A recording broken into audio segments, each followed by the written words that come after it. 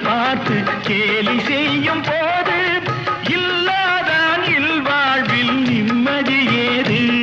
இது கணவன் சொன்னது, இதில் அர்த்தம் உள்ளது. பரமசிவன் கழுத்தில் இருந்து பாம்பு கேட்டது, கருடா சௌக்கியமா? யாரும் இருக்கும் இடத்தில் இருந்து கொண்டால் எல்லாம் சௌக்கியமே. கருடன் சொன்னது, அதில் அர்த்தம் உள்ளது.